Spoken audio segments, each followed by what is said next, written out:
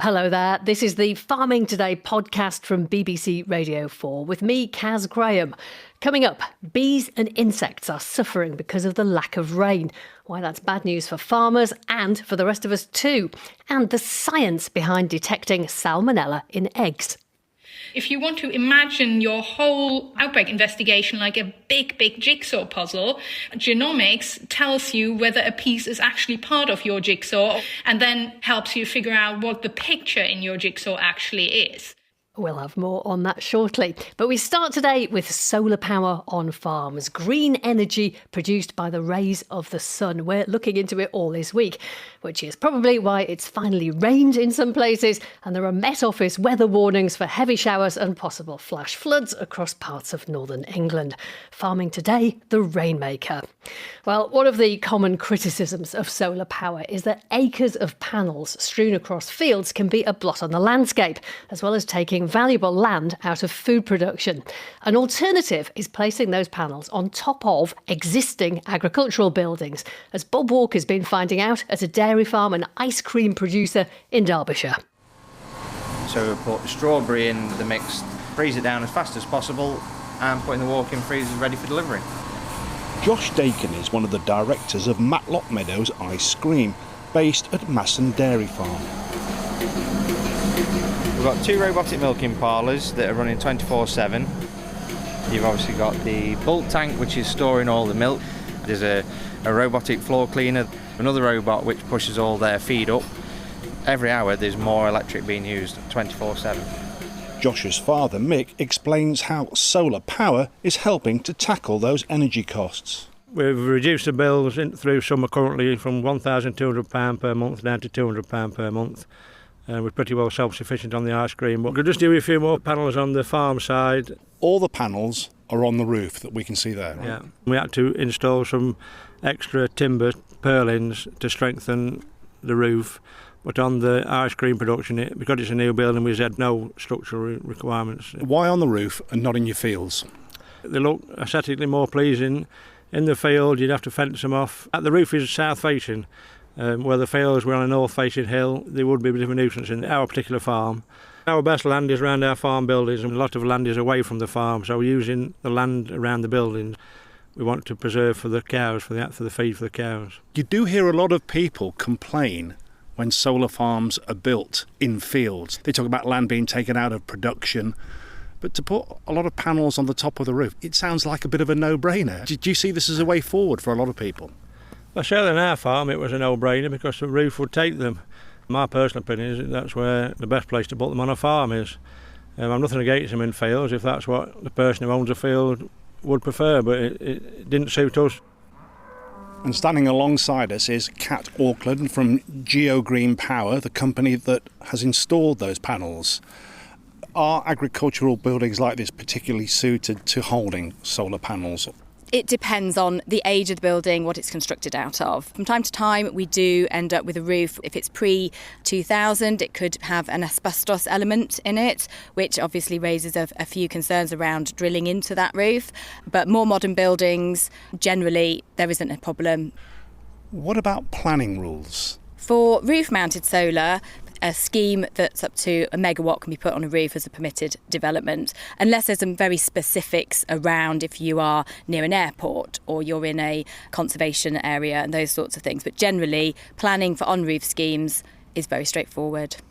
It does sound like a simple solution. Are you surprised more farmers aren't doing this? It is a very simple solution.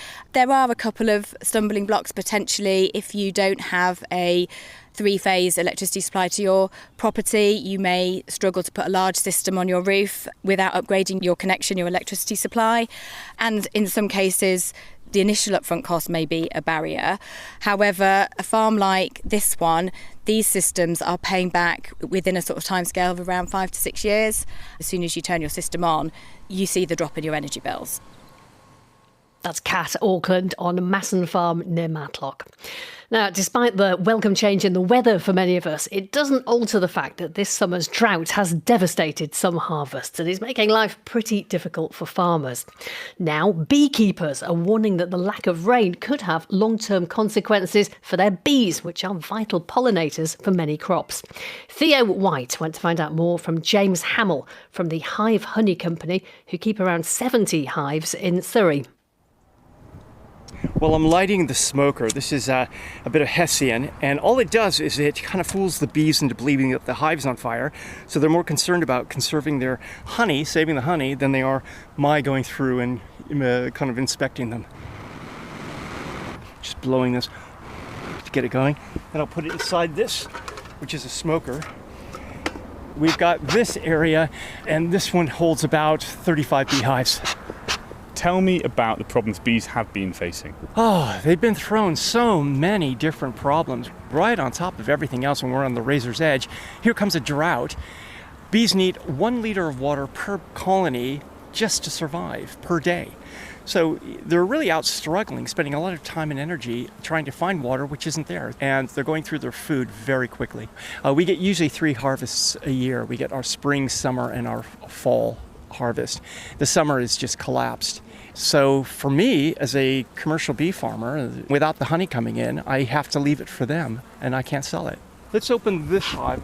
So you're putting your veil on, which I think means I put mine on, is that right? Yeah, I think it's a good idea. We're going to look at this first box.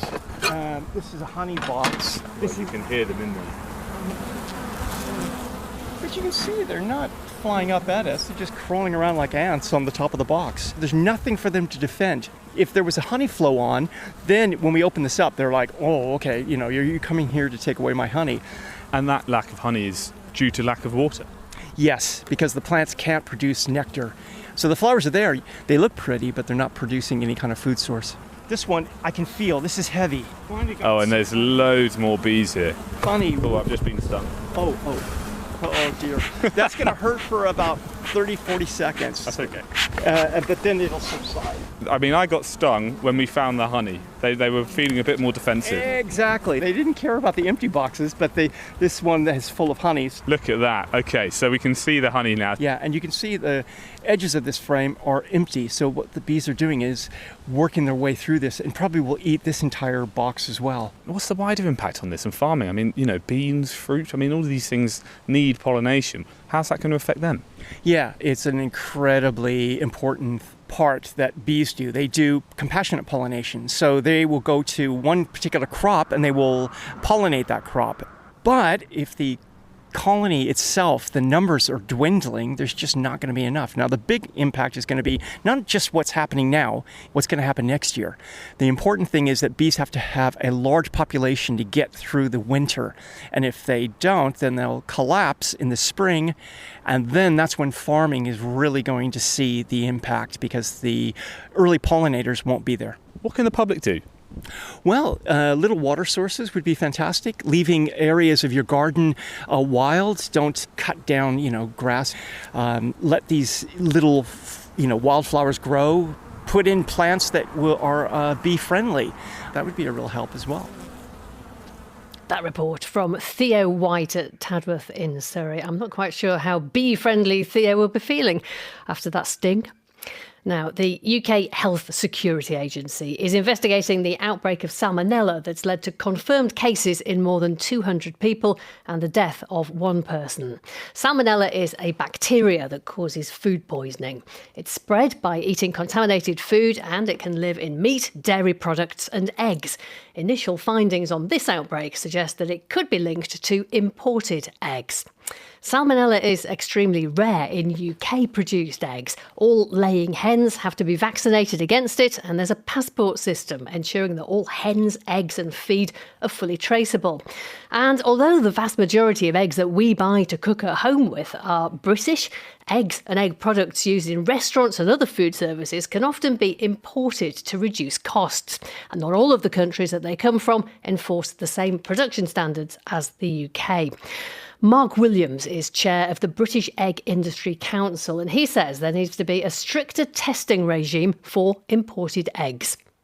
eggs which come into this country, the import checks are done on a risk-based basis. This episode surely highlights now that government needs to increase those risk-based checks when eggs are imported into this country. And that may be, dare I say it, actually holding eggs until they are Salmonella checked. And those Salmonella checks can take a few days to do. Well, the Food Standards Agency told us all eggs and egg products must be notified and presented for checks at an approved Great Britain border control post, with each consignment subject to 100% documentary checks and 15% identity and physical checks to ensure UK food and animal health safety requirements are met. We eat a lot of eggs, around 40 million eggs a day, and some 5 million of them are imported. So, how do you begin to track down where a Salmonella outbreak might have come from? Dr. Charlotte Hammer is an assistant professor in global risk and resilience and a fellow in epidemiology at Downing College, Cambridge. So what you want to do is, first of all, figure out who is actually part of your outbreak. So you basically have a massive amount of background noise of people who just have a gastrointestinal disease at any one point, including Salmonella. So you need to figure out who's actually part of your particular outbreak. If you're really lucky, you have access to genome sequencing. So you're trying to figure out whether isolates from two people are particularly similar. You might not be able to do that without the sequencing. So if you want to imagine your whole outbreak investigation like a big, big jigsaw puzzle, genomics tells you whether a piece is actually part of your jigsaw or whether it's just a random piece that has come from a different jigsaw. And then once you have that, epidemiology helps you figure out what the picture in your jigsaw actually is. OK, and initial findings at the moment suggest that this outbreak could be linked to imported eggs. Where does that link come from? How do you find that out? So you can also do genomic testing on food items. The other possibility is that you then do your epidemiological study. So once you figured out who the people in your jigsaw, in your outbreak are, you start talking to them. And there's a lot of talking involved in epidemiology. You ask them what they have had for lunch, for dinner, for breakfast, for anything in between in a certain time period. And then you're trying to find commonalities. Is there a place they have all been to? Is there a thing they have all eaten? So you need to narrow it down first before you start testing things. You know, the British Egg Industry Council is calling for better checks on imported eggs. Would that be practical, and would that help prevent this happening again? That's a really interesting question. Now, I can see where they are coming from with this, because the UK has been really successful in making sure UK laid eggs are really safe. And that is around things like vaccinating commercially bred egg-laying hens against Salmonella. It is around how we then process eggs. So things like not commercially washing them. Those are the two important bits that tend to reduce the likelihood of Salmonella in eggs and egg products. How likely do you think it is that we'll be able to pinpoint the exact origin of this current outbreak? Because it sounds really difficult. So it's incredibly complex, but given the country we are in and the resources we have, so we have really good genomics, we have really good field epidemiology, I don't think it's entirely unlikely that we will be able to pin this down quite accurately. Dr. Charlotte Hammer from the University of Cambridge. DEFRA told us in a statement the exact cause of this outbreak of Salmonella is yet to be confirmed. And they added, importing food into Great Britain requires compliance with strict safety standards, including pre-notification, official health checks and entry through authorised border control posts. And that's all from us for today. I'm Kaz Graham, the producer is Rebecca Rooney, and Farming Today is a BBC Audio Bristol production.